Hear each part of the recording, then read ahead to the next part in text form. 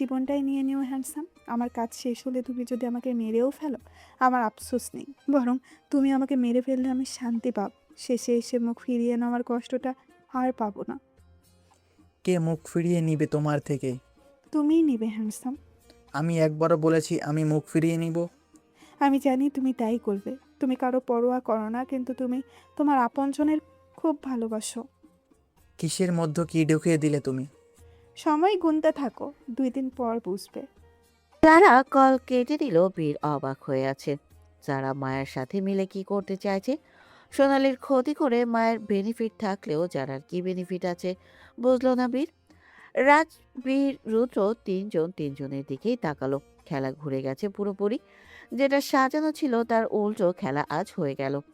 রাজ এইটুকু শিওর, মায়া আজ ওর সিক্রেট রুমে সোনালীকে নিবে না। কারণ মায়া চায় না রাজ সোনালীকে নিজের নাগালে পাক। রাজ যদি এইটুকু বুদ্ধি খাটিয়ে চলতো, এগুলো কিছুই হতো না আজ। সোনালীর হাত পা মুখ বাঁধা, ছোটাছুটি করছে শুধু। অন্ধকার পরিবেশের মধ্যে কোনো প্রকার বৈদ্যুতিক সরঞ্জামের ব্যবস্থা নেই। তিনজনের ফোনের আলো জ্বলছে শুধু। সোনালী তিনজনকে দেখছে। মায়া, যারা আর রুভি। তারা এগিয়ে আসলো সোনালীর কাছে। সোনালীর মুখশ্রীতে চোখ বুলিয়ে বলে, কষ্ট হচ্ছে খালামণি? তোমাকে কষ্ট দিতেই তো এনেছি। একটা ভুল জানো তো আমি বারবার করেছি। তোমাকে খালামণি বলে বড্ড বেশি ভুল করছি। আসলে তুমি আমার খালামণি না, তুমি একজন ডাইনি। বলেই সোনালীর গালে থাপ্পড় বসিয়ে দিল। তারপর বলে, সেদিন যদি জানতাম যে তুমি আমার মাকে ধর্ষণ করাতে বাধা না দিয়ে বরং সেই কাজগুলো ধামাচাপা দিয়েছ অন্যজনকে টাকা খাইয়ে, তাহলে আমি তোমাকে ওই দিন মাটিতে পুঁতে রাখতাম। আমার ছোটবেলা কেড়ে নিয়েছো তুমি। আমি কত বড় বোকা, যে কিনা মায়ের ভালোবাসার দাওয়াত দেখে তোমাকে আমার সব কিছু ভেবে এসেছিলাম। তোমার কথায় উঠেছি, বসেছি। তুমি বলেছো এখানে যাওয়া যাবে না, আমি যাইনি। তুমি বলেছো ওখানে যাও, আমি গেছি। তোমার কথায় আমি মায়া রাজকেও আলাদা করতে গেছিলাম। কোনো কিছু না জেনে রাজের সাথে ফ্লার্ট করতাম। ভাগ্যিস আমি মায়াকে দেখে কিউরিসিটি নিয়ে আলাদাভাবে ওর খোঁজ নিতে চাই। ঠিক সেই দিনই জানতে পারি আমার মাকে ধর্ষণ করা হয়। জানো তো, আমি আমার বাবার ক্ষমতা পেয়েছি। সোনালীর চোখ বড় বড় হলো। যারা ভিলেনি হাসি দিয়েই বলে, কিভাবে পেলাম এটাই ভাবছো তো? তাহলে শোনো আমার থেকে। মায়া তো আমার ওয়ান অ্যান্ড অনলি হাজব্যান্ডের বোন। ওর ক্ষমতা ছিল ছোট থেকেই, যদিও সময়টাতে আমি ওগুলোর কিছুই জানতাম না। যখন মায়া ফ্যাশন ডিজাইনের কোর্স শেষ করতে নিবে তখন আমিও ফ্যাশন ডিজাইনের জন্য ওখানে যাই। তুমি বুঝতে পারছো না তাই না? বলতে গেলে মায়া আর আমি একই ভার্সিটিতে ভর্তি হই। এটা জানো তো, একটা মিরাক্কেল হয় আমাদের সাথে। না আমি জানতাম ওই সেই মায়া, যার মাধ্যমে আমার জীবনের সত্য ঘটনা জানতে পারবো। আর না মায়া জানতো আমি সেই মেয়ে যে তার পুতুল বরের সাথে ফ্লার্ট করি। মায়া আমার 4 বছরের সিনিয়র, তো আমি ওর মতো টপে থাকার জন্য ওর সাথে বন্ধুত্ব করি। এরপর আমাদের সুখ দুঃখের কথা জানাই। যখন মায়া জানতে পারে আমি তোমার বোনের মেয়ে, তখন ও আমাকে নিয়ে গভীরে সার্চ করে। লাকিলি আমার বাবা মায়ের সব কিছু জেনে যায় মায়া, কিন্তু কারা এগুলো করেছে সেটা জানতে পারে না। যেটুকু জেনেছিল সব আমাকে বলে। আমিও তারপর তদন্ত শুরু করি। মায়ার জীবনের কোনো ঘটনা আমি জানতাম না, শুধু জানতাম মায়া অনাথ। ওর একটা ভাই আছে যার অবদান ওর জীবনে অনেক বেশি। মায়া আমার জীবনের অর্ধেক ঘটনা জেনে যায়। সাথে এটাও জানতে পারে আমার মায়ের ধর্ষিতার সাথে তোমার কানেক্ট আছে। কিভাবে জানো? যাকে তুমি টাকা দিয়ে রেপিস্ট সাজিয়ে জেলে ঢুকিয়েছিলে, তার পরিবার বলেছে আমাকে। প্রথমে মায়ার কথা আমার বিশ্বাস হয়নি, কিন্তু আমাকে ভুল প্রমাণ করে মায়া সঠিক হলো। তুমি যাকে জেলে পাঠাও তার বউ তোমার ক্ষতি করার জন্যই উঠে পড়ে লাগে। জানালো আমাদেরকে সব কিছু। তখন থেকে আমার উদ্দেশ্য তোমাকে খুন করা। কিন্তু আমার তো জানা দরকার কে সেই জানোয়ার যে আমার মাকে। যারা থেমে আবার বলে, আমার মায়ের অন্যায় কী ছিল? একজন ভালো মাফিয়ার বউ হওয়াটা?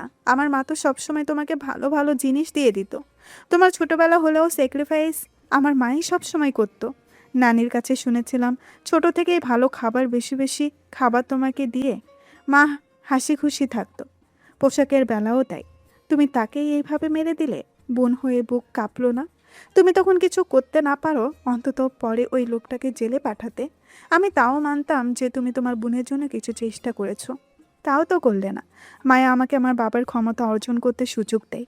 তখন থেকেই আমি ফ্লাইট শিখেছি, আর বাবার যতগুলো অ্যাকাউন্টস ছিল নিজের করার জন্য এক এক জায়গায় দৌড়িয়েছি। আমার এনআইডি কার্ড নিয়ে ছোটাছুটি করেছি। এই মেয়েটাই আমার সাথে ছিল তখন। এরপর দুজন দুদিকে ব্যস্ত হই। ও ওর মতো ব্যবসা প্রতিষ্ঠান শুরু করতে থাকে, আমি আমার মতো আমার ক্ষমতা অর্জন করতে থাকি তোমাকে আর তোমার ওই প্রেমিককে শেষ করব বলে। হঠাৎই আমি যখন জানতে পারি তুমি বিভান খানের সাথে নোংরা খেলা খেলছো, সেই বিভান খান যে কিনা আমার মাকে, ছি, তখন আমার টার্গেট হলো তার আপনজনকে আঘাত করা। বিভান খানের সম্পর্কে খোঁজ চালালাম, জানতে পারলাম তার ছেলে আরহাম খান বীর। টার্গেট করলাম তাকে আমার প্রেমে ফাঁসাবো। প্রেমে পড়লে তো ভালো, না হলে অন্যভাবে হেনস্থা করব। আমার ভাগ্য আমাকে ফিরিয়ে দেয়নি, তাই আমার হ্যান্ডসাম আমাকে ভালোবাসে। আমি ওকে মৃত্যুর মুখে ফিরিয়ে দিয়ে আসি। ওটাও আমার অভিনয় থাকে। ওকে বুঝিয়ে দেই আমি ওকে ধোঁকা দিয়েছি, কিন্তু ওর আড়ালে আমি ওকে বাঁচাতে আমার লোকদেরকে রেখে আসি। তারপর আমার কোনো প্ল্যান করতে হয়নি। আমি আমার শ্বশুরকে দেশে আনার চেষ্টা করে যাচ্ছি। এদিকে মায়ার উদ্দেশ্য তোমাকে আর মোহন সর্দারকে নাকে মুখে চুবানি দিয়ে তারপর নিজের হাতে শেষ করবে। শুধু পারলো না, মন্ত্রীমশাই আমাকে অতি দ্রুত বিয়ে করে নেয়, তাই। দুজনেই আবার মাঝপথে সারপ্রাইজড হয়ে গেলাম। আমি জানতে পারলাম মায়া বীরের পালিত বোন আর রাজের মায়াবতী। আমার কাছে সবকিছু আবার গোলমেলে লাগে। কন্ট্রাক্ট করি মায়ার সাথে, আবারও প্ল্যান করি মায়ার অতীতের সম্পর্কে আরও জানার, বিশেষ করে ফর্মুলা সম্পর্কে, যেটার জন্য তুমি মায়ার ছোটবেলা কেড়ে নিয়েছো।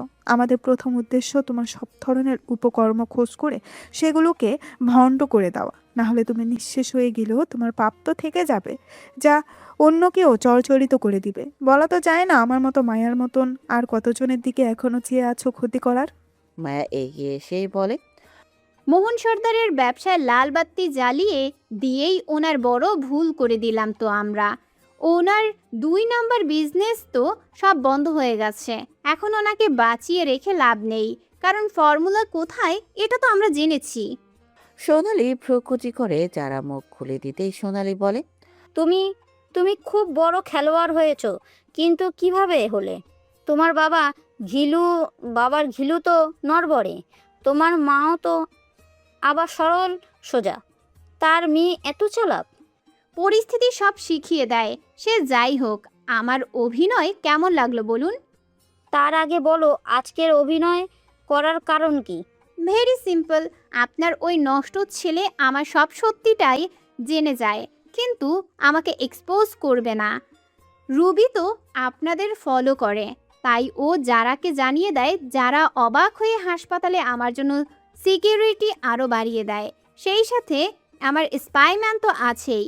মিহির যখন ডক্টরের সাথে কথা বলে আমাকে সব কিছু ভুলে যাওয়ার মেডিসিন পুশ করতে বলে, ওটা আমরা জেনে নেই। তারপর এটাও জানতে পারি আপনার ওই ছেলের নজর আমার উপর পড়েছে, তাই প্ল্যান একটু সাজালাম যেন আমি আপনার কাছে ধরা পড়ার আগেই আমার কাজ শেষ করে দেই।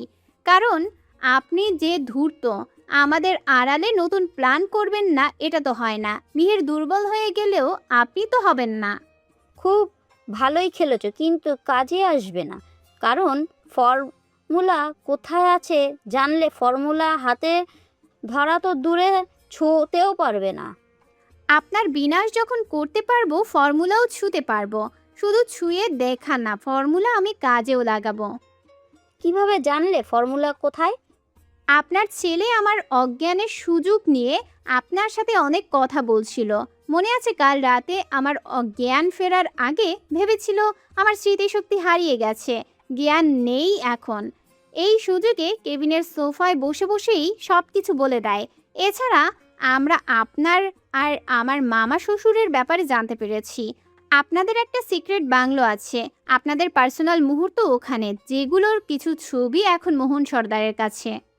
সোনালি চোখ বড় বড় করে যারা বলে, এত কিছু হয়ে যাচ্ছে, আরেকটা ঝটকা দিই তাহলে। কি? তাস বেঁচে আছে। হোয়াট?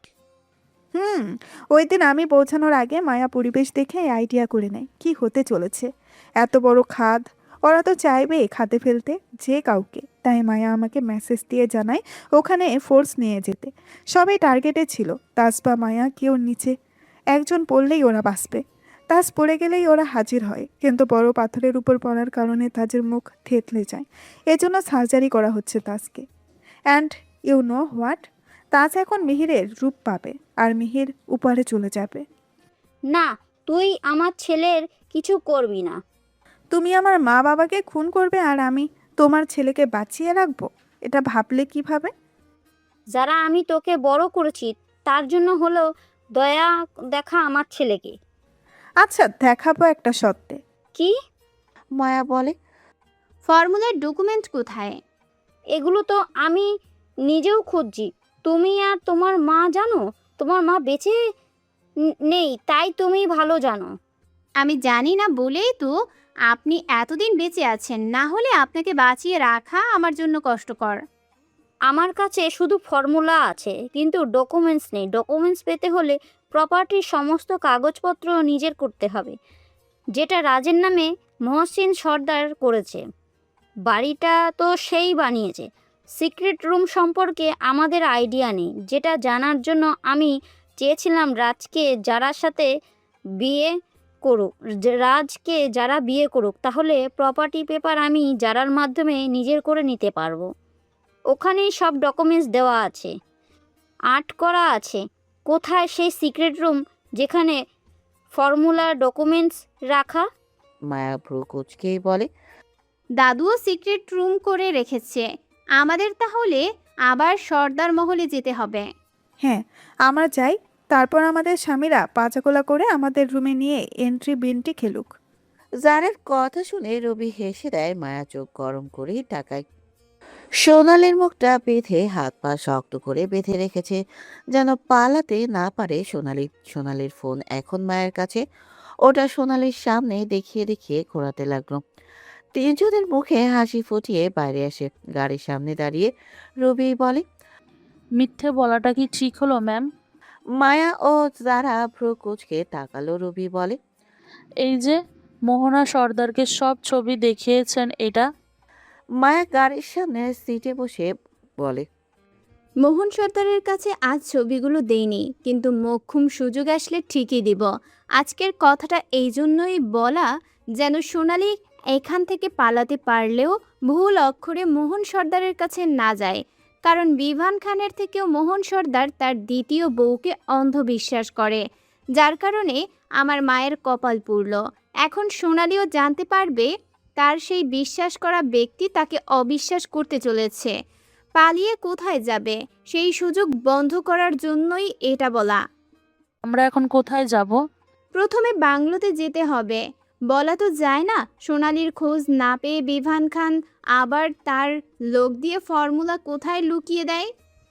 রুবি মাথা ওপর নিচ করে যারা গাড়ি স্টার্ট দেয়। এখন ভোর 5টা। যারা গাড়ি চালাচ্ছে এর মধ্যে ব্রেক করলো। মায়া ফোন টিপছিল। যারার এভাবে ব্রেক করাতে যারার দিকেই তাকালো। প্রশ্ন করার আগেই যারার সামনে দিকে ইশারা করে বলে, সামনে চেক করা হচ্ছে। আই থিঙ্ক এরা রুদ্রের ইন্ট্রাকশন ফলো করছে, কারণ ওখানে জেসিকে দেখা যাচ্ছে, যে কিনা রুদ্রের অ্যাসিস্ট্যান্ট। মায়ের সূক্ষ্ম দৃষ্টি দিয়ে বলে, ইউটার্ন নাও। বাট ওদিকে তো জঙ্গল। জঙ্গলের রাস্তা দিয়েই যেতে হবে, উপায় নেই আমাদের। মন্ত্রীমশাই কেন সোনালীকে বাঁচাতে চায় আমি জানি না। আমি চাই না মন্ত্রীমশাই আমার রাস্তায় কাটা হয়ে আসুক। অ্যাস্ট্রাকলে কিসের ভিডিও এমন বলছো তুমি? তোমার মন্ত্রীমশাই তুমি ব্যতীত কিছুই বোঝে না, তার সমস্ত ভাবনা জুড়ে তো তুমি। আমি এমনটা বলছি কারণ আমি নিজের কানে শুনেছি। তাজকে আক্রমণ করার আগের দিন মন্ত্রীমশাইকে বাবার সাথে মিটিং করতে শুনেছি। সেখানে মন্ত্রীমশাই নিজে বলেছে এই সোনালীর ক্ষতি সে কোনো মতেই হতে দিবে না। দরকার হয় আমাকে কিছুদিনের জন্য সর্দার মহলের বাইরে রাখবে। ক্যান ইউ ইমাজিন, যারা আমাকে সরিয়ে দিয়ে ওই সোনালীকে প্রোটেক্ট করবে মন্ত্রীমশাই। যারা গাড়িটা জঙ্গলের দিকে ঘুরিয়ে নিচ্ছে। রবি পেছনের সিট থেকেই বলেন, ম্যাম, ছোট মুখে একটা বড় কথা বলতে পারি? মায়া পেছনে ঘুরে তাকালো শান্ত দৃষ্টিতে। আমি কি তোমাকে ছোট নজরে দেখেছি কখনো? রবি একটু মৃদু হেসেই বলে, আসলে ম্যাম, আমার সংসার জীবন নিয়ে আইডিয়া নেই, কিন্তু ভালোবাসা নিয়ে তো আছে। আমি যতটুকু জানি রাজ স্যার আপনাকে নিজের থেকে আলাদা করার চিন্তা তো দূর, তার স্বপ্নেও আসলে সেই স্বপ্ন চূর্ণ বিচূর্ণ করে দেবে। তাই বলছি স্যারের সাথে এইবার পরামর্শ করে নিলেই ভালো হতো। তোমার স্যার আমাকে জানিয়েছে একবারও কেন সে সোনালীকে বাঁচাতে চায়। যেহেতু তার উদ্দেশ্য আমার থেকে গোপন রাখা, নিশ্চয়ই জিজ্ঞাসা করলেও উত্তর আমি পাবো না। রুবি কথার প্রেক্ষিতে কিছুই বলতে পারল না। যারা গাড়ি চালাচ্ছে পিচঢালা রাস্তা বাদ দিয়ে জঙ্গলের ভেতরে, কোথাও ঘাস তো কোথাও মাটি, এমন রাস্তার ওপর দিয়ে গাড়ি চলছে। বেশ বেগ পেতে হচ্ছে সবার, গাড়ি চলতেও অসুবিধা, তাও চালিয়ে যাচ্ছে। এর মতোই হঠাৎ করে মায়ের গা গুলিয়ে আসে। রবি মাথা এগিয়ে বলে, কি হয়েছে ম্যাম? বিশ্রী গন্ধে বমি আসছে আমার। বাট ম্যাম, এখানে তো তেমন বাজে গন্ধ নেই। আমি পাচ্ছি তো, গাড়ির ঝাঁকুনিতে মাথা ঘুরছে কেমন। আপনার শরীরটা ভালো না ম্যাম? রিকভার করছেন রিসেন্টলি, বেড রেস্ট প্রয়োজন আপনার, তার মধ্যে ধকল যাচ্ছে আপনার। It's okay Ruby, I can manage. Rabi কথা বাড়ালো না, পানির বোতল এগিয়ে দিল। মায়া পানি পান করে জঙ্গল পেরিয়ে আরেক পিচঢালা রাস্তায় আসলো গাড়ি, যেটা পেছনে থাকা পুলিশদের পেছনে। ওরা জানতেও পারলো না ওদেরকে ক্রস করেছে মায়া, যারা ও রুবি। অবশেষে পৌঁছে গেল সোনালী ও বিভান খানের গোপন বাংলোতে, যেখানে আছে গার্ড, যারা সামনের দিকে চোখ রেখেই বলে, ধূর্ত মহিলা, সব জায়গায় সিকিউরিটি দিয়ে রেখেছ। মায়া ক্লান্ত হয়েও মাথা নাড়িয়ে বলে, আমাদের এখন পিছন দিক দিয়ে ঢুকতে হবে।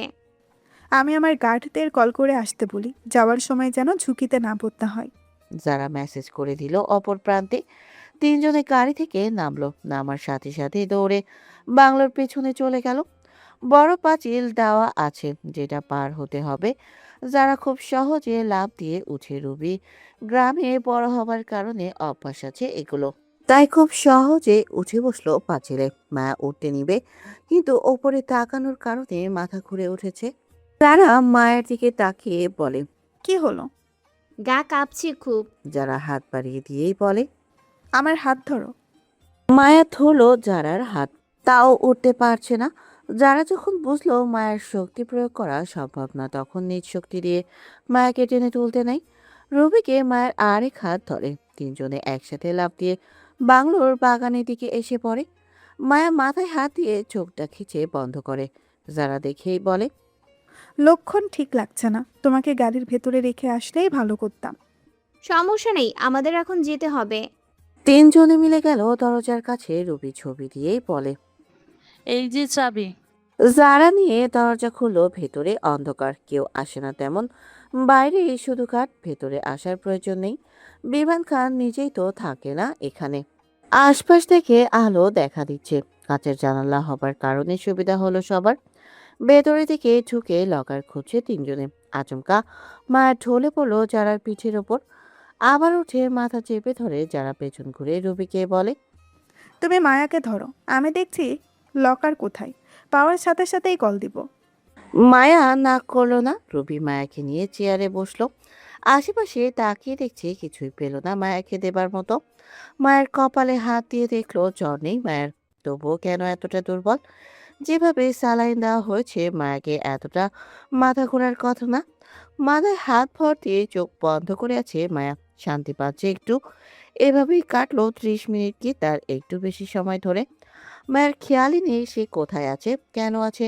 রবির কল আসলো, ধরলো কল। ওপাশ থেকে যারা বলে, সিঁড়িতে উপরে উঠে ঠিক বাম পাশের কোনায় ঘরটায় আসো, ওইখানেই লকার আছে। ঠিক আছে।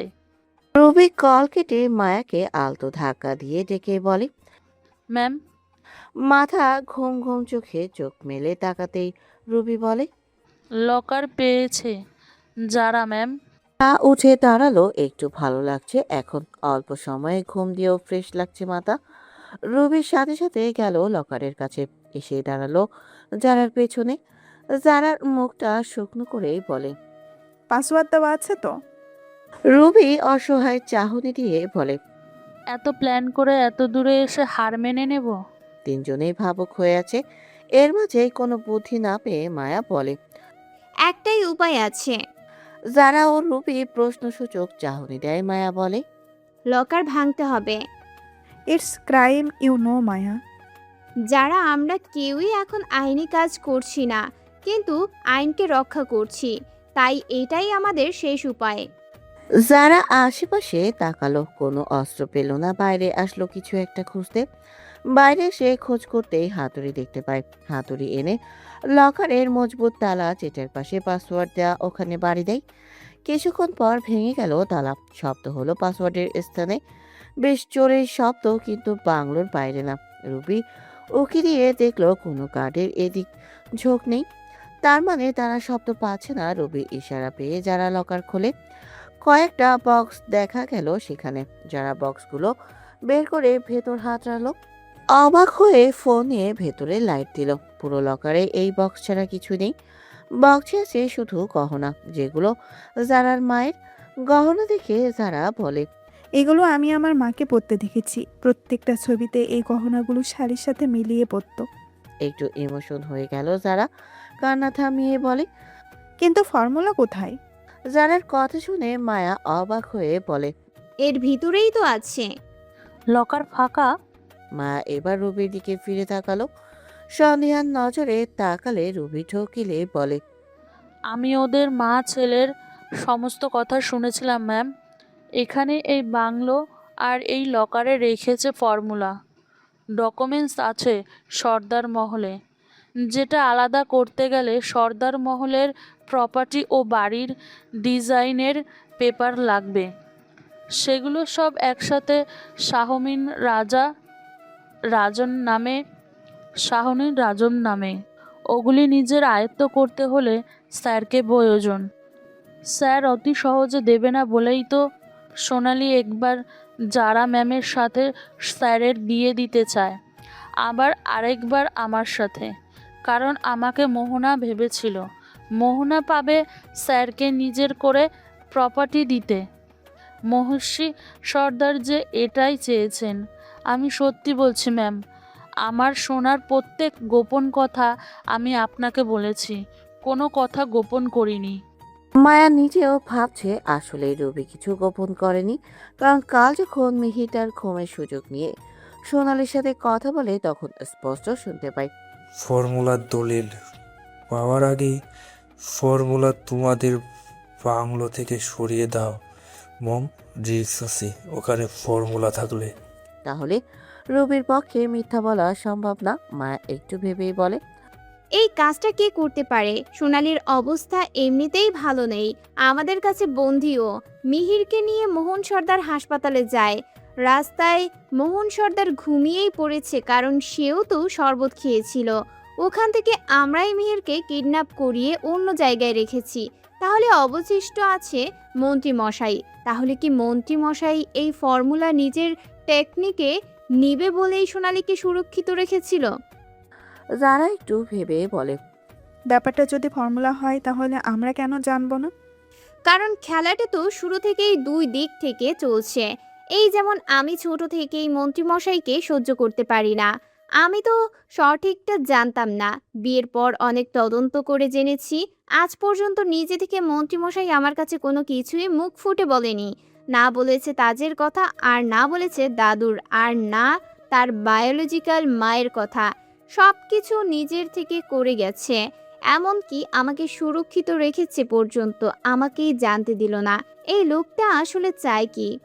তোমার মন্ত্রীমশাই তোমাকে সাহসে দেখতে চায়, সেই সাথে তোমাকে সুরক্ষিত। তোমার মন্ত্রীমশাই চায় সে তার মায়াবতীর ইচ্ছে নিজে পূর্ণ করবে। মায়াবতীর গায়ে যেন একটা আঁচও কেউ না কাটে, সেই দিকেই তার নজর। খুব কঠিনভাবে আগলে রেখেছে তোমার মন্ত্রীমশাই তোমাকে। মায়া সূক্ষ্ম দৃষ্টিতে তাকায় যারার দিকে। যারা স্মিত হেসেই বলে, ভালোবাসা আমার মাঝে কাজ না করলে আমি এসব বুঝতাম না। হ্যান্ডসামকে যদি আমি ভালো না বেসে জাস্ট ইউজ করতাম, তাহলে আজও আমি তোমার মন্ত্রীমশাইয়ের ভালোবাসাটা বুঝতাম না। আমিও বুঝতে পারি প্রিয় মানুষের থেকে কিছু চলে যাওয়াটা কতটা কষ্টের। এই যেমন আমি তোমার ভাইয়ের থেকে তার বাবাকে আলাদা করে দিব। নিজের হাতে খুন করার স্বপ্ন দেখছি নিজের শ্বশুরকে। মুখ ফুটে তোমার ভাইকে বলতেও পারছি না যে আমার উদ্দেশ্য কী, আমি কেন এত উতলা ওই দিনটার জন্য। কারণ আমি সব কিছু করতে চাইলেও আমার এই বাম পাশের যে স্থান, ওখানে চিনচিন ব্যথা করে। লোকটা খুব কষ্ট পাবে তখন। সে তার বাবার লাশ দেখবে, তাও কিনা খুনি হিসাবে, তারই জানেমান থাকবে। যারা টুকরে কেটে দেয়, নিচে হাঁটু গেড়ে বসিয়ে বলে, আমি পারবো না আমার মায়ের ধর্ষিটাকে জীবিত দেখতে। তোমার ভাই আমাকে সুখে রাখলেও আড়ালে রাখলেও আমি সুখে থাকতে পারবো না। নিজের মায়ের কথা ভাবলে তোমার ভাই আমার জীবনে আসার আগে আমার বাবা মাই তো পৃথিবীর আলো দেখার সুযোগ করে দিয়েছে। আমি তো তাদের অবদান ভুলতে পারবো না। আমি এতটাও বাজে মেয়ে না যে নিজের বাবা মায়ের মৃত্যুর প্রতিশোধ নিব না। আমাকে তো পাততেই হবে। আমার স্বামীর চোখে আমি পানি দেখলেও আমাকে পাততে হবে। যদি হাত কেঁপে ওঠে তুমি আমাকে সাহস জুগিয়ে দিবে তো মায়া? ঠিক যেমনটা প্রথম দিন আমার মায়ের ব্যাপারে জানিয়ে আমাকে আগলে নিয়েছিলে, যেমনটা মৌকে আগলে রাখো। মায়া জারার গালে হাত রেখে নরম কণ্ঠে বলে, তুমি মেয়েটা একদম বাজে না, তুমি পরিস্থিতির শিকার। তোমার বাবা মায়ের খুনিকে তো তুমি শাস্তি দিবে, এটাই তো একজন আদর্শ সন্তানের কাজ। আমি যেমন আমার মাকে যে খুন করেছে তাকে বাঁচতে দিতে চাই না, তুমিও ঠিক তাই করবে। ওরা দুজন যেমন আমার থেকে সব কেড়ে নিয়েছে, ঠিক তোমার থেকেও সব কেড়ে নিয়েছে। আমি তোমাকে আগলে না নিলে হয়? রুবি ঘৃণা ভরা কণ্ঠে বলে, এই দুজন ব্যক্তি এত নিকৃষ্ট, ভাবতেই গা গুলিয়ে আসছে।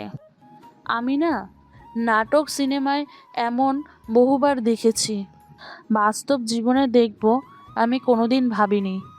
সবসময় ভাবতাম এগুলি বাস্তব হয় না, এগুলি জাস্ট ফিল্ম। নিজের চোখের সামনে যখন দেখছি বাস্তবতা খুব ভালোভাবে বুঝতে পারছি। হ্যাঁ, পাপ করছিলাম, কিন্তু সন্তান তো হারিয়েছি, যেটা ওই মিহির আর সোনালির জন্য হয়েছে। আমি কল্পনাও করিনি আমার যে সন্তান আসবে সে এভাবে আমার থেকে হারিয়ে যাবে। ছোট থেকেই আমি চাইতাম বিয়ে করে বাচ্চা নিয়ে তার গুটি গুটি হাত ধরে এই পৃথিবী দেখাবো। সব কেড়ে নিল, আমাকে ধোঁকা দিল, আমার থেকে বাচ্চাটাকে কেড়ে নিল। একটাবার বলে দেখতো আমি দূরে সরে যেতাম। না তো করিনি। আসলে ওরা জানে কিভাবে মানুষের থেকে কেড়ে নিতে হয়। আমিও ওদের থেকে কেড়ে নিয়ে সেই একই আঘাত করে দেখিয়ে দেব।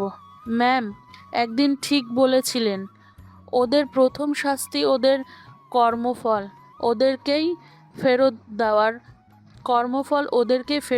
তারপর শেষ করে দেওয়া। মায়ের চোখের পানি মুছে ভাবছে। ফর্মুলা কোথায় তাহলে? যারা চোখের পানি মুছে উঠে দাঁড়িয়ে বলে, আমার মনে হয় না রাসবীর বা কেউই এই ফর্মুলা নিয়েছে।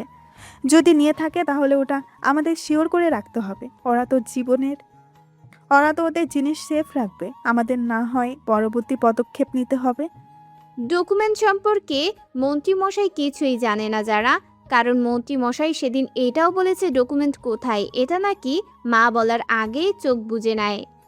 তাহলে দ্রুত চলো ওই বাড়িতে। বিভান খান আসার আগেই আমাদের ডকুমেন্টস নিতে হবে। বিয়ের সময় ওই বাড়ি তোমার নামেই তো করা হয়েছে, তাই তুমি চাইলেই কাল বাড়ির দলিলপত্র দেখতে পারবে। আমিও এটাই ভাবছিলাম, বাড়ির দলিল দেখতে পারবো, কিন্তু এইটা শিওর করব কিভাবে যে ফর্মুলা কার কাছে? আগে যেতে হবে আমাদের, কিন্তু এখন আমরা পেছনের গেট থেকে যাব না। তাহলে সদর দরজায় চোখ রাখো। মায়া জানালার বাইরে চোখ রাখতেই দেখে জারার গ্যাং চলে এসেছে। ওরা সবাইকে স্প্রে দিয়ে অজ্ঞান করে দিচ্ছে। মায়া হাসলো শুধু। তিনজনে চলে গেল বাড়ির আড়ালে রাখা গাড়ির দিকে। গাড়িতে উঠে পানি পান করে মায়া। সকাল 6টা এখন, চারিদিকে সূর্যের আলো ছড়িয়ে পড়েছে, সবকিছুই স্পষ্ট দেখা যাচ্ছে। যারা গাড়ি থামিয়ে শুকনো ঢোক গিলে মায়া মৃদু হেসে বলে, ভাইকে এত ভয় পাও? তোমার ভাইকে ভয় না পাওয়ার একটা দিক দেখাও তো। একটু হলেই যেভাবে গলা চেপে ধরে, নিঃশ্বাস মনে হয় চলেই যাবে। রবি অবাক হয়ে বলে, আপনি কিছু বললেন না হুম কেন? কারণ লোকটা আমাকে রেগে আঘাত করলেও আমাকে জানে মেরে ফেলার মতো মনোবল শক্তি সে রাখে না, কারণ আমি তো তার একমাত্র জানেমান। তিনজনে মৃদু হেসে গাড়ি থেকে নামে। মায়া নেমে রুবির দিকে তাকালো। রুবি বলে, আমি ভেতরে যাচ্ছি না, তাজ আসবে একটু পর, ওকে নিয়ে ভেতরে যাব। তাজকে বলেছো তো মিহিরের নাম নিয়ে কিভাবে থাকতে হবে? বলছি তো সব কিছু। বিমান খান এবার বুঝুক তার সন্তানের থেকে লাথি খেতে কেমন লাগে। যদিও সে আপন সন্তান না, রূপটা নিজের জাস। মায়া মৃদু হেসে যারার সাথে ভেতরে ঢুকছে। ভেতরে এসে দুজনেই অবাক। রাজার বীর বসে আছে সোফায়, দুজনের চোখ লাল। রাজ সাদা পাঞ্জাবি পরে আছে আর বীর কালো স্যুট। মায়া ও যারা দাঁড়াতেই বীর উঠে এসে যারার কোমর চেপে ধরে, যারাকে কাঁধে তুলে হাঁটতে থাকে গেস্ট রুমের দিকে আর বলে, আমারটাকে আমি দেখছি, তোরটাকে যেন আবার মিনি বিড়াল সেজে ছাড় দিবি না। বউগুলো একটু বেশি রেগে গেছে। অবাধ্য হতে থাকলে খাঁচার পাখি কিভাবে খাঁচায় আনতে হয় দেখিয়ে দিবি। মায়া হা হয়ে দেখছে আর বলে, আমি তোমার বোন হই। স্বামীর অবাধ্য মেয়ে আমার বোন হলেও লাভ নেই। বোন তো একজনই আছে, সাথে বউ আরেকজন। দুজনেই এক দল হয়ে আমাদের জীবন ঝালাপালা করে দিল। মায়া আরো কিছু বলতে নেবে রাজমায়ার বাহু চেপে নিজের দিকে ঘুরিয়ে শাসনের সুরেই বলে, আবে মায়াবতী, তোমার সকলের ইচ্ছে পূরণ করবো বলেছিলাম, তা বলে আমাকে টপকে চলে যাওয়ার কথাতে বলেনি। মন্ত্রীমশাই আমার হাতে ব্যথা করছে, এমনিতেও আমার শরীরটা আজ দুর্বল লাগছে। আরে দুর্বল ছোড়া নিয়ে তুমি এত কিছু করলে? কি করতাম আমি? আপনি কেন সোনালীকে বাঁচাতে চান? কারণ তুমি সেদিন চোরাটাকে খুন করতে চেয়েছিলে তাই। হ্যাঁ, চেয়েছিলাম, কারণ সোনালী আরশাদের সাথে মিলেই ধর্ষণের সাথে জড়িত ছিল।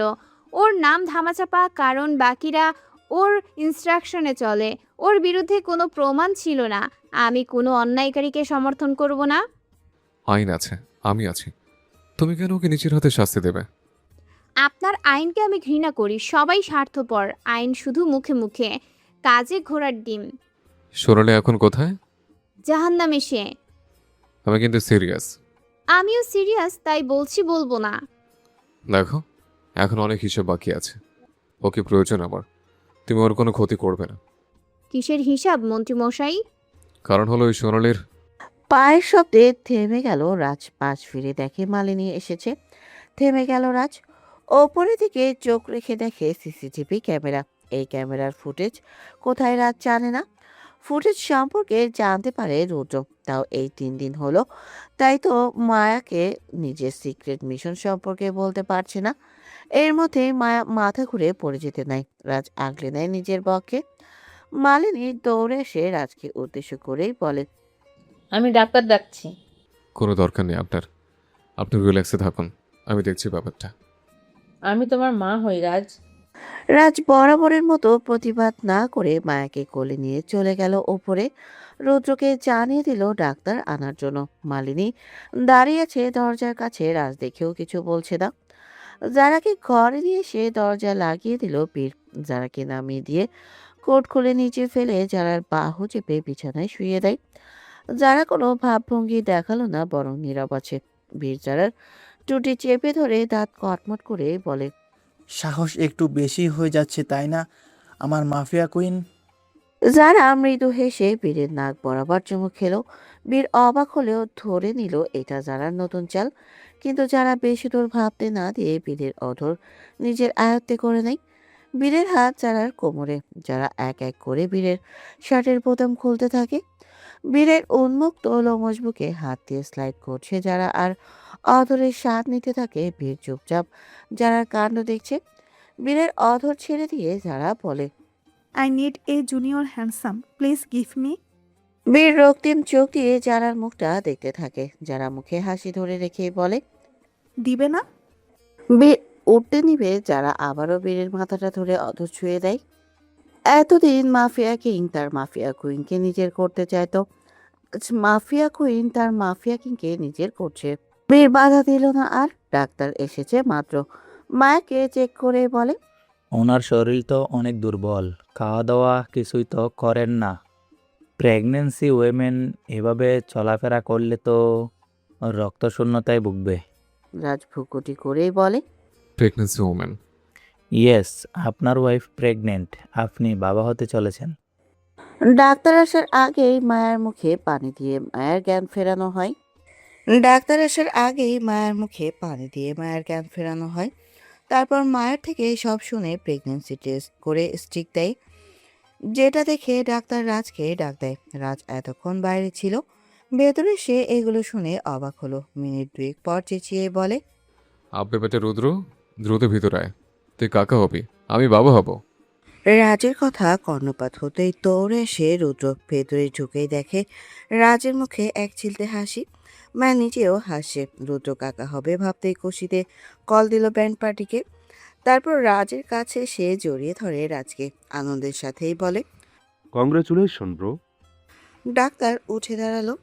ওনার শরীরের অবস্থা একদমই ভালো না। যতটুকু বুঝলাম ওনার শরীরে ঘাটতি আছে, যথেষ্ট যত্নের প্রয়োজন তার। প্রেশার নেই, সাথে রক্তশূন্যতা। ওনার প্রপার টেক কেয়ার প্রয়োজন। সাথে কিছু ঔষধ লিখে দিল ডাক্তার। রুদ্র ওটা নিয়ে বাইরে বের হয়। মালিনী হালকা এসে মায়ের কাছে এসেই বলে, আমি তোমাদের বাবার কাছে জানিয়ে দিচ্ছি, তোমরা রেস্ট না। মায়া সূক্ষ্ম দৃষ্টি দিয়ে দেখছে। রাজ একবারের জন্যও তাকালো না মালিনীর দিকে। ছোট থেকে রাজ মালিনীর দিকে সেভাবে আগ্রহ নিয়ে তাকায় না। অসম্মান করেনি, কিন্তু মা বলে দাবি করেনি। ছোট রাজকে আগলে নিলে হয়তো এই দিন মালিনী দেখতো না। শাহানা পারভিনের মতোই রাজের মনে একটা ছোট জায়গা করে নিতে পারতো মালিনী। এই সম্পর্ক করার মানসিকতা মালিনীর ছিলই না। তাই তো আজ এরা দুজনকে এড়িয়ে চলে। ঘন্টা কিছুক্ষণ যেতেই বাড়িতে ব্যান্ড পার্টির শব্দ পাওয়া যায়। রুদ্র 2 হাত ওপরে করে কোমর দুলিয়ে ব্যান্ড পার্টির সাথে নাচতে নাচতে ভেতরে আসে। সাথে আছে মায়ের জন্য ঔষধ। মেন গেটে গাড়ি থামলো। সেই গাড়ি থেকে বের হলো মৌ ও পিয়াস। রাজ জানিয়ে দিয়েছে ওদেরকে। মৌ এসেই রুদ্রের পাশে দাঁড়িয়ে হাসি মুখে বলে, আপু সুস্থ আছে রুদ্র ভাই? সুস্থ বলতে যা ধকল গেছে তাতে আহামরি কোনো ডেভেলপ না হলেও মা হবার আনন্দে এখন শান্তিতে আছে ভাবিজি। ভেতরে চলো, দেখা দিয়ে আসি। মৌ খুশিতে যেই নাচতে নিবে, পিয়াস মৌয়ের হাত ধরে বাধা দিয়েই বলে, নিজের পেটের দিকে একবার তাকাও, ওটাকে আসতে কিন্তু আর মাত্র 3 মাস। ডাক্তার বলেছে বেশি ভার নিলে বা লাফালাফি করলে তার আগেই সিজার করতে হবে। মৌ থেমে গেল। রুদ্র এখনো নাচতে থাকে আর ভেতরের দিকে যেতে থাকে। নিজ ঘর থেকে ব্যান্ড পার্টির শব্দে সাদা পাঞ্জাবি পরিহিত অবস্থায় হাত উঁচিয়ে নাচতে থাকে মন্ত্রী। মায়া বুকে হাত ভাঁজ করেই বলে, এটা কেমন পাগলামো মন্ত্রী মশাই? পাগলামো না মায়াবতী, বাবা হবার আনন্দ এটা। আপনি বাবা হতে চলেছেন মানে বুড়ো? বাবা হলে কিছু বড় হয়ে যায়? আপনার মতে কি না বলে? একদমই বড় তো হয় মনের দিক থেকে, বাবারা কখনো বড় হয় না। মায়া সূক্ষ্ম দৃষ্টি দিয়ে দেখছে রাজের মনে আজ ফুর্তি জেগেছে। থামানো উচিত হবে না মায়ার। ব্যান্ড পার্টির এই শব্দে বিছানা থেকে তড়িৎ গতিতে উঠে বসে বীর যারা। দুজনেই নগ্ন হয়ে বসে আছে, গায়ে একটি ব্ল্যাঙ্কেট জড়ানো। যারা ভ্রুকুটি করে বীরের দিকে ফিরে তাকায়। কি হয়েছে বুঝতে না পারলেও মজা করে বীরকে বলে, আমাদের আজ ফার্স্ট কমপ্লিট ডে উপলক্ষে ব্যান্ড পার্টি এনেছে নাকি? বীর রক্তিম চাহনি দিয়ে বলে, হোয়াট ডু ইউ মিন? আজ আমাদের ফার্স্ট সানডে মানডে ক্লোজ হলো তো, তাই বললাম। বীর উত্তর না দিয়ে চলে গেল ওয়াশরুমে। শাওয়ার নিয়ে বের হতে যারা চলে গেল। দুজনে একসাথে বাইরে এসে দেখে রুদ্র নাচতে থাকে। যারাও কিছু না জেনে নাচতে শুরু করে। বীর পাশে তাকিয়ে যারার দিকে এক ভ্রু উঁচু করে, যারা পিঙ্ক গাউন পরে আছে। রুদ্রের দেখা দেখে নাচতে নাচতে রুদ্রের কাছে গিয়েই বলে, এত নাচানাচির কি আছে? আমি কাকা অবশ্যই খুশিতে। যারা ভেবে নিল আদ্র বাবা হবে, থেমে গিয়ে বড় একটা হা করেই বলে, বিয়ের আগেই বাবা হয়ে গেল আদ্র ভাই, এত ফাস্ট। তার থেকেও তো দেখছি তুমি ফাস্ট। মায়ের আজ নিচে নেমে এসে যারার এহেন কথা শুনে থ হয়ে গেল। রুদ্র নিজেও নাচ থামিয়ে অবাক হয়ে বলে, বিয়ের আগে আদ্র ভাইয়ের বেবিকে কি আহান আঙ্কেল অ্যাকসেপ্ট করবে? আমার অবিবাহিত ভাইয়া বাবা হতে যাবে কোন দুঃখে? আমার যে ভাই বিবাহিত সে ভাই আগে বাবা হবে। মানে তোমার বেবি বাবা হতে চলেছে। যারা পেছনে ঘুরে মায়ের আজকে দেখে। মৌ এসে মায়াকে জড়িয়ে ধরে আনন্দের সাথে। যারা মুখে দুষ্টু হাসি রেখেই বলে, রিয়েলি বেবি তুমি বাবা হতে চলেছ? রাজ মিনমিন করেই বলে, মাফিয়ার বউ হয়ে কেমন সাহস নেই বেবি বলে এই মেয়ে। আসলে দম আছে আর। বাবা ঠিকই বলে, এটা একটা নাগিন। যারা মৃদু হেসে বীরের দিকে ফিরেই বলে, আমার বেবি আসবে, মিষ্টি খাওয়াবে না হ্যামসাম? বীর দাঁত কটমট করেই বলে, তোমার বুইড়া বেবির বেবি আসতে মিষ্টি তো সে খাওয়াবেই, তবে আমি তোমাকে 40-এ খাওয়াতে প্রস্তুত আছি জানেমান। রুদ্র ঢঙ্গি ভঙ্গিতেই বলে, ও প্লিজ ব্রো, এই সময় 40 নয় বরং টক খাওয়ার কারণ হও।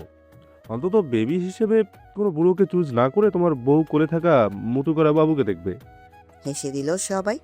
মায়া রাজের কানের কাছে মুখ নিয়ে বলে, দেখেছেন তো বাবা হবার খবর আসতে না আসতেই আপনি বুড়ো হয়ে গেছেন। সবে তো একটা সন্তানের বাবা হবার খবর দিলাম, এখন আরও বাকি আছে মায়াবতী। তারাও আসুক, তারপর নয় বুড়ো হয়েও তোমাকে নিয়ে বাথরুম বিলাসে পাড়ি দেব।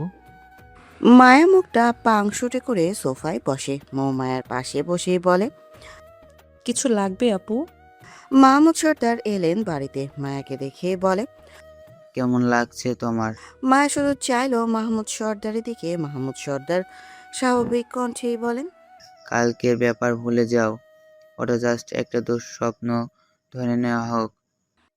মায়া কথা পাল্টিয়ে বলে, আপনি কোথায় ছিলেন? বাবা আর রোহিণীর কবর জিয়ারত করতে গিয়েছিলাম।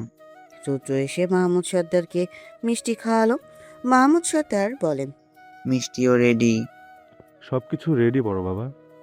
মলিনী এসে দাঁড়ালো এক কোনায়, জানালো ভাই আসবে কালকে। বীর আজকে আমাদের এখানেই থাক। ভাই না হয় আমাদের সাথেই থাকলো। যারা একবার মায়ার দিকে মৃদু হেসে তাকালো। মায়া নিজেও খাড় কাত করে হালকা হেসে ইশারা করে কিছু। রাজার বীর একসাথে দাঁড়িয়েছিল। রাজদারি চুলকে বীরের কাছে এসে বলে, মেরে বেবি হাসি তো হাম লোগ ফাঁসি। আমারটাও কিছু একটা পাকাচ্ছে বুঝলি। রুদ্র পাশ থেকে বলে, তোমাদের গুলো তো তাও সামনে উপস্থিত থেকে কিছু পাকাচ্ছে, আমারটা কোথায়? তোর হবু শাশুড়ি জানে, আমরা কি জানি? এটা শাশুড়ি নাকি কুচুকরি এটাই তো বুঝি না। যেটাই হোক, ডাল মে কুচ কালা হ্যায়। না হলে একটা যুদ্ধে তিনটা দল কখনো ভাগ হয়ে যায় না। একটা হলো ফর্মুলা চোরের, আরেকটা আমাদের বউদের, আরেকটা আমার অসহায় স্বামীদের। রুদ্র ও বীর একসাথে মাথা ওপর নিচ করে বলে। হুম। রাতের বেলা মায়া বসে আছে অফিসের কাজ নিয়ে। ল্যাপটপে ডিজাইন দেখতে ব্যস্ত। রাজ ব্যস্ত নিজের ফোন নিয়ে। মায়ের কাজ শেষ করে পাশ ফিরতেই রাজকে মনোযোগ দিয়ে ফোনে কিছু দেখতে দেখতে দেখেই বলে, কি দেখছেন মন্ত্রী মশাই? দেখছি মানে উপায় খুঁজছে। কিসের? প্রেগনেন্ট অবস্থায় বাথরুম বিলাস করা সম্ভব কিনা এগুলো আর কি। হোয়াট? বউকে বক্ষে নিয়ে বাথরুম বিলাস করতে না পারলে আমার দিন ভালো যায় না মায়াবতী। আমাদের জুনিয়র আসতে চলেছে মন্ত্রী মশাই। হ্যাঁ, তো জুনিয়র আসার পরও আরো জুনিয়র আসবে। একটা জুনিয়র দিয়ে কি আমার বংশের বৃদ্ধি পূর্ণ হয়ে যাবে? কয়টা জুনিয়র লাগবে শুনি? কম হলেও দুটো। মায়া চোখ অন্যদিকে তাকালো। ল্যাপটপ টেবিলের উপর রেখে বিছানায় বসলো। রাজ এসির পাওয়ার বাড়িয়ে ব্ল্যাঙ্কেট জড়াতে নেবে অমনি শুনতে পায় বাবা মায়ের চিল্লাচিল্লি, সেই সাথে ভাঙচুরের শব্দ। মায়ের রাজ দুজনেই একটু অবাক হয়ে উঠে দাঁড়ালো। রাজ দরজা খুলে নিচে উকি দিতেই দেখে মাহমুদ সর্দারের ঘরের দরজা খোলা। হুট করে একটা শোপিস এসে বাইরের টুকরো হয়ে গেল, যেটা ছুঁড়ে মারে মালিনী। মাহমুদ সর্দার চিৎকার করেই বলেন, পাগল হয়েছো তুমি? পাগল গারদে কল দিবা কি? মালিনীও বলে ওঠে, হ্যাঁ তাই করো। তোমার মতলব আমি বুঝি না। সুস্থ আমি তাকে অসুস্থ বানিয়ে পাগলা কারোতে রেখে তুমি অন্য নারী নিয়ে মনোরঞ্জন করবে। মাহমুদ সর্দার ফুঁসে উঠেই বলেন, মুখ সামলাও, কথা বলো, না হলে কিন্তু এই বয়সে আমার হাত চলবে। বাড়িতে আমাদের বাচ্চা কাচ্চারা থাকে, নিজের সম্মান ধরে রাখো। মাহমুদ সর্দারের কথা শুনে স্পষ্ট বোঝা গেল তিনি হাঁপাচ্ছেন এবং খুবই রেগে আছেন। বাবা মায়ের ব্যাপারে বাম হাত ঢোকানো উচিত না, কিন্তু এখন ওদিকে না গেলে হিতে বিপরীত হতে পারে। বিশেষ করে মালিনী কোনো অঘটন ঘটাতে বিপদ আছে। রাজ একটু ভেবে পা আগাতেই দেখে মৌ ও পিয়াস দরজা খুলে বাইরে এলো। মিলি ফোলা ফোলা চোখে বাইরে এসে দেখছে। রাজ এই প্রথম একটু লজ্জা পেল যেন। স্বামী স্ত্রীর মনোমালিন্য জনসমক্ষে যাওয়াটা লজ্জাজনক ব্যাপার, তাও আবার সেই ব্যাপারটা বাবা মায়ের ক্ষেত্রে। মিলি বিষণ্ণ মনেই বলে, কি হচ্ছে বাড়িতে? প্রথমে হিয়াকে খুঁজে পাওয়া গেল না, এখন মমকে ভাইয়াকে খুঁজে পাওয়া যাচ্ছে না। বাবা অজ্ঞান হয়ে বাড়িতে সেই যে এসেছে, এখনও নিজের ঘরে ঘাপটি মেরে বসে আছে। এখন আবার ওরা কি শুরু করলো? বাড়ির উপর এমন অশান্তি হঠাৎ কেন আসতে গেল? মালিনী কান্না দেখে রাজের মন নরম হলো। ওদিকে মালি এখনো চিৎকার করছে। তার হারিয়ে যাওয়া সন্তানের কথা উল্লেখ করে মাহমুদ সর্দারকে কথা শুনিয়ে দিচ্ছে। মালিনীর কান্নার গতি আরো বাড়ল। মায়া এসে জড়িয়ে ধরে বলে, সব ঠিক হয়ে যাবে মিলি। মিলি কালকের ঘটনা কিছুই জানে না। মায়া ইচ্ছে করেই তারেককে বলে মিলিকে নিজের সাথে ব্যস্ত রাখে, তাই মায়ার নাটক সম্পর্কে অবগত না মিলি। গ্লাস ভাঙার আরেকটা শব্দ আসতেই কেঁপে ওঠে মিলি। আরেকটা ঘর থেকে বের হয়ে আসে বীরজারা। ওপর পাশের ঘর থেকে সিয়াও ফোলাও চোখে এসে মিলিকে সামলে নেয়। সিয়াও কিছু জানে না। এখন বাবা মায়ের এসব কাণ্ডে মায়ের ওপর রাগ বাড়ছে সিয়ার। তার মা যা শুরু করেছে এতে মায়ের জীবন বড় বিপদ আসতে চলেছে। মায়া যদি একবার জানতে পারে মালিনী তার জীবনের আরেক শত্রু, তাহলে হয়তো সোনালীর মতোই মালিনীকে গুম করে দিবে। ভয়তে সিয়া আর মালিনীর কথা বলেনি মায়ের কাছে। শত হোক মা হয়, মাকে হারানোর ভয় সন্তানের আছে। রাজ সবাইকে দেখে বলে। আমি নিচে যাচ্ছি। রাজ হাতা গুটিয়ে নিচে নামছে। মায়া নিচে নামতে নিলে দেখলো রুবির মেসেজ। সরি ম্যাম, আজকে তাজের জ্বর আসে হঠাৎ। মাত্রই তো অ্যাক্সিডেন্ট হয়ে আবার সার্জারি হলো, তাই দুর্বল শরীরে জ্বর আসছে। এখন সুস্থ আর স্বাভাবিক আচরণে আছে কিছুটা। কাল আসবে সর্দার মহলে। মায়া লিখে দিল। আমি জানানোর পর এনো। মায়া এবার নিচে গেল। মাহমুদ সর্দার ক্ষিপ্র এবার তার রাগ মাথা চাড়া দিয়েছে। হাত উঁচিয়ে মালিনীর দিকে যাবে অমনি রাজ এসে ধরে নিল হাতটা। মাহমুদ সর্দার কাঁপা কাঁপা অবস্থায় তাকালেন ছেলের দিকে। রাজ শান্ত চাহনি দিয়ে হাতটা ধরে আছে। মাহমুদ সর্দার একটু স্থির হতে রাজ ছোটে দুষ্ট হাসি ফুটিয়েই বলে। মন্ত্রীর বাবু হয়ে কিনে বোন নির্যাতন করো বাবা? তোমার নামে তো দেখছি মামলা করতে হবে। মাহমুদ সর্দার ব্যাকুল হয়ে গেলেন ছেলের এমন কথা শুনে। রাজের দিকে চোখ বড় বড় করেই বলেন। আমি তোমার বাবা হই। তাই তো, জেলে যাওয়ার আগে রেড অ্যালার্ট দিয়ে দিলাম বাবা। ভুলেও বোন নির্যাতন করবে না।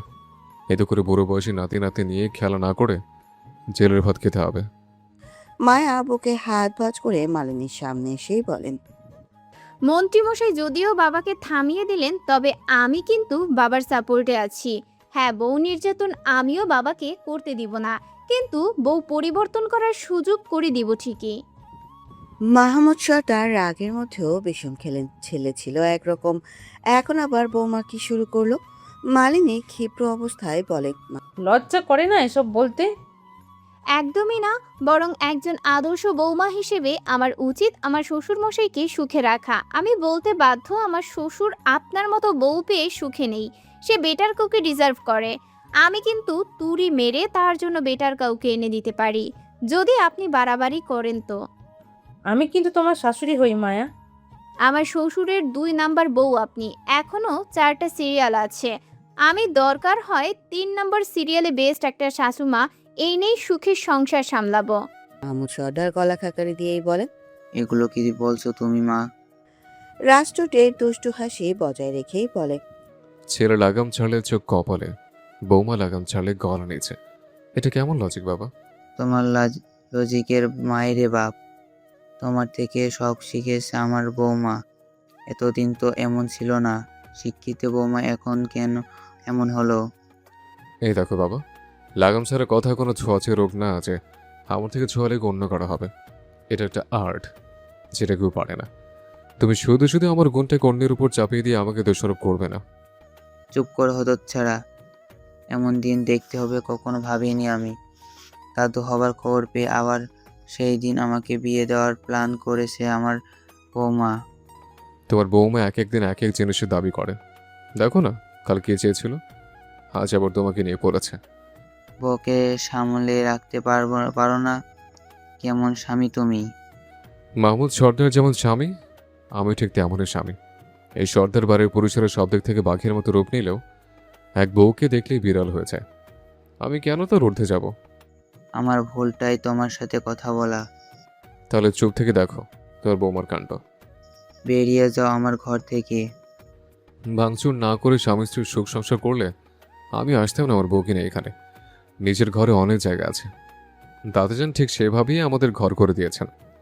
দাদাজান ঘর গড়ে দিয়েছেন শুনতেই মায়ার মনে পড়ে বাড়ির সেই পেইন্টিং এর কথা। এখন এটা নিয়ে মাথা ঘামায় না, বরং বলে। মন্ত্রীমশাই কুল, শ্বশুরমশাই এখন মাথা গরম করে আছেন, তাকে আর রাগাবেন না। মাহমুদ সর্দার অস্থির নিঃশ্বাস নিয়েই বলেন, শেষমেশ তুমি আমাকে ভুল বুঝলে মা। আমি আপনাকে বুঝছি বলেই বলছি বাবা, সুযোগ আছে এখনো আমার শাশুমা পাল্টান। এমন শাশুমা থাকা মানেই আপনাকে এক এক দিন এক একভাবে হেনস্থা হওয়া।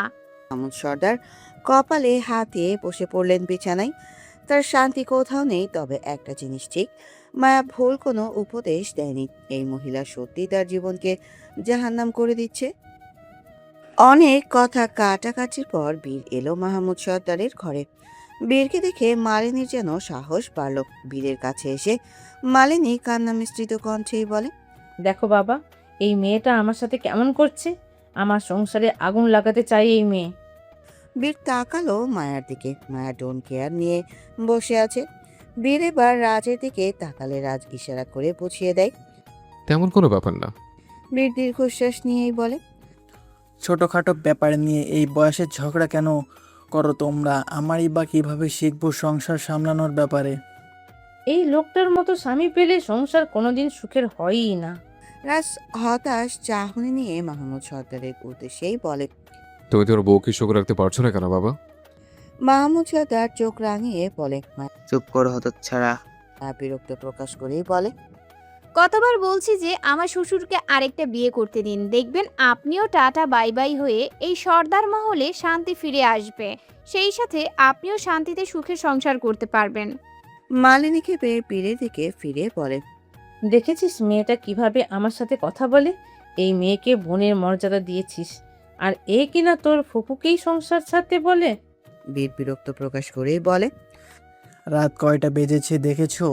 একটা তারিখ পেরিয়ে আরেকটা তারিখে পা দিয়েছে, কিন্তু শান্তিতে ঘুম দিতে পারলাম না। তোমরা এভাবে চললে ওরাও তো তোমাদের নিয়ে মজা নিতে থাকবে। এবার তোমরা শান্ত হও। আর তোরা দুটো ঝগড়া না থামিয়ে কি শুরু করলি? আব্বে শালা, বাবা হবার বয়সে এসে নসিবে যদি দেখা মেলে বড় বাবুর সংসারে গ্যাঞ্জাম, তাহলে কি আর সুযোগ মিস করা যায়? মালিনী চোখের পানি মুছে বলে, কাল ভাই এলে আমি এই বাড়ি ছেড়ে চলে যাব। এই বাড়িতে আমাকে কেউ মূল্যায়ন করে না। কষ্ট করে এই রাতটুকু কেন এই বাড়িতে সময় ব্যয় করবেন শাশুমা? আপনার মূল্যবান সময়ের সাথে মূল্যায়ন পেতে এখনই বেরিয়ে যান। আমি আমার নেক্সট শাশুমা দেখে নিচ্ছি। মালিনী চোখ বড় বড় করে তাকালো। বীর হতাশ হয়ে বলে, আজকের মতো এখানে থাম বোন। এখন তুইও ঘুম দে, ডাক্তার তোকে পেশার রেস্ট নিতে বলেছে। দুঃখিত, কিন্তু বলতে বাধ্য, এমন শাশুড়ি যে বাড়িতে থাকে সেই বাড়িতে প্রপার রেস্ট আসে না, আসে তো শুধু রেস্টের মধ্যে স্ট্রেচ।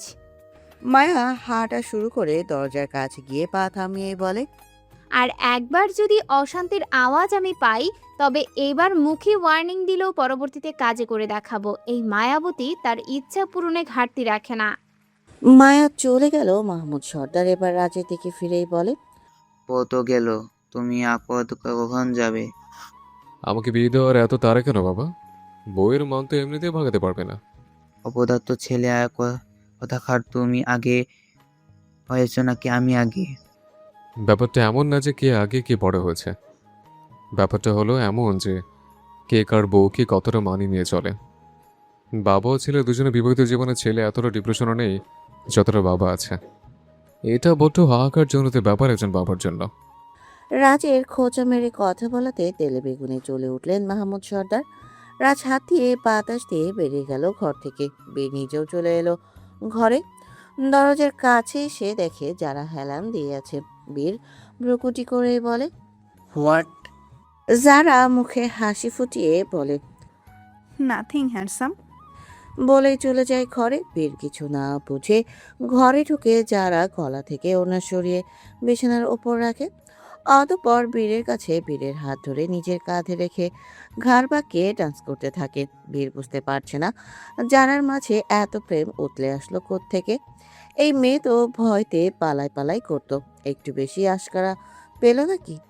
অবশ্য প্রণয়ের শুরুতে তো যারা এমনই করতো। বীরের এখন যারাকে বিশ্বাস করতে কষ্ট হয়, আবার হারাতেও চায় না। তাই চুপচাপ যারার কাণ্ড দেখছে। যারা ঝুটে হাসি ফুটিয়ে বলে, I want your love handsome.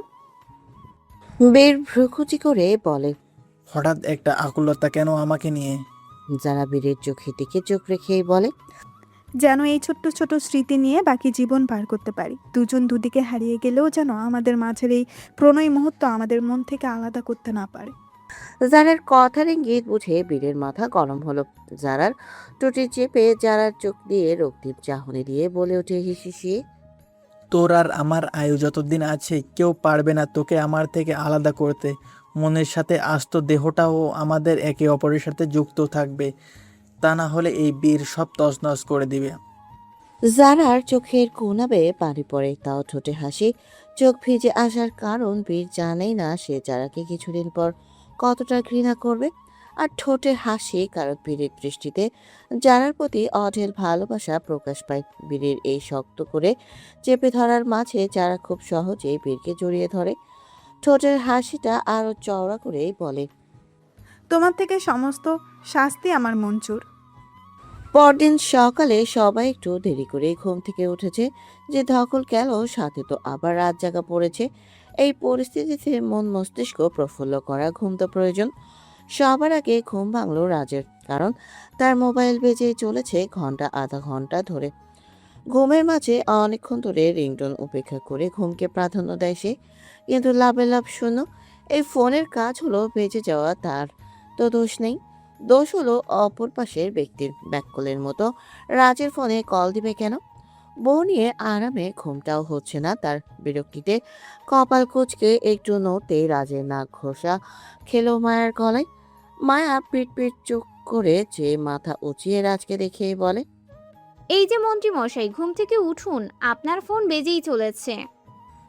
রাজ ঘুমো ঘুমো কণ্ঠে বলে, ফোনের কাজ ফোন করছে, আমার কাজ আমি করছি। শান্তিতে ঘুমোতে দাও একটু। তোমাকে জড়িয়ে শান্তির ঘুম দিই না কতগুলো দিন হয়ে গেল।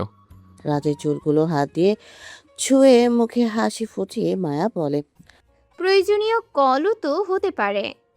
জনগণের প্রয়োজন তো একটাই, আমার বউ থেকে আমাকে আলাদা করা। মায়া হেসেই দেয়। রাজের মুখে একটু শক্ত করে হাতটা রেখে বলে, উঠে দেখুন কে দিল কল। রাজ এবার চোখ খুলে বিরক্তি প্রকাশ করে বলে, ধুর, হালার পুতের সবগুলোর মরণ উঠে আমার বউ নিয়ে ঘুমের সময়। মায়া চোখ বড় বড় করে চাইল। ইদানিং রাজ কি সব ভাষা প্রয়োগ করে, এগুলো শুনলে মায়া যেন রাজকে চিনতেই পারে না। রাজ ফোনটা না দেখে সুইপ করে রিসিভ করে কানে নিয়েই বলে, আবে কে রে?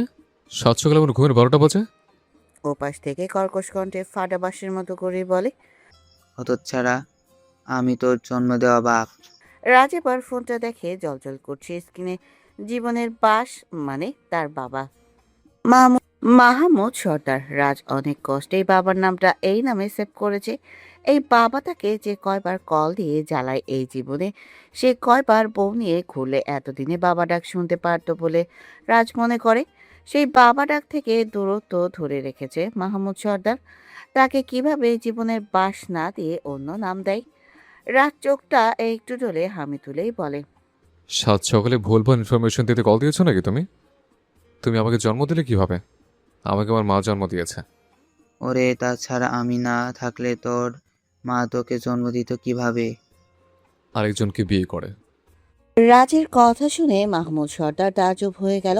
অতঃপর বলেন, সাত সকালে আমরা তোমার বউ কি শুরু করেছে? রাজ পাশে তাকিয়ে বলে, আমার বউ তো আমার বাসে ঘুমিয়ে আছে, এখনো তো কিছু শুরুই করেনি বাবা। তবে হ্যাঁ, ঘুম থেকে উঠলে শুরু করতে পারে। হতচ্ছাড়া, লজ্জা করে না এই বয়সে এসে বউকে দিয়ে বাবার জন্য পাত্রী খোঁজাতে? রাজে তো 440 ভোল্টের ঝটকা খেলো। মাথা ঝাঁকিয়ে মস্তিষ্ক একটু জাগ্রত করেই বলে, খুলে বলতো কাহিনী কি? বাংলাদেশে প্রতিদিনের এক কোনো আয় জল জল করছে। মন্ত্রী শাহমীর রাজ সর্দারের পিতার জন্য বিবাহযোগ্য কোনো রমণীর প্রয়োজন। ডিভোর্সি অথবা বিধবা হলেও চলবে, কিন্তু মন মানসিকতা ভালো হওয়া লাগবে। সাংসারিক হতে হবে, কুটুকচালি বুদ্ধি রাখা যাবে না। মাহমুদ সর্দারের বায়োডাটা: নাম মাহমুদ সর্দার, পিতা মহসিন সর্দার, মাতা আনোয়ার সর্দার, বর্তমান বউ মালিনী খান, প্রাক্তন বউ রোহিণী খান, বড় পুত্র শাহমীর রাজ সর্দার, বৌমা মেহেরুন জাহান মায়া, মেজকন্যা শিয়া সর্দার, ছোট কন্যা হিয়া সর্দার, দুজনে যমজ, ধর্ম ইসলাম, বয়স 69, পেশা প্রাক্তন রাজনীতিবিদ, দল নিয়ে পড়েছে কিন্তু জীবনে একবার আদালতে ঢুকছে। এটা কেমন বায়োডাটা? মাহমুদ সর্দারের শেষের হুঙ্কার শুনে যেন রাজের কানে গেল। রাজ মায়ের দিকে তাকাতে মায়া হাসি দিল। রাজ বুঝেও নিল সব। শ্বশুর শাশুড়িকে রাগাতে মায়ের এই কৌশল। তাই রাজ বলে, দেখো বাবা, আমি নিজেও চাই না তুমি এই বয়সে এসে 3 নম্বর বউ জুটিয়ে আমার ইজ্জত খাও। তাই বলছি, তোর 2 নম্বর বউকে একটু বোঝাও, দুজনে হাসি খুশি সংসার করো। আমরা ছেলে বউ তোমাকে নিয়ে আর ডিপ্রেশনে না গিয়ে হানিমুনে যেতে পারবো। আমার ছেলে আমাকে নিয়ে ডিপ্রেশনেও যায়, এজন্য আমাকে কানকে অবিশ্বাস্য কিছু শুনিয়ে দিল।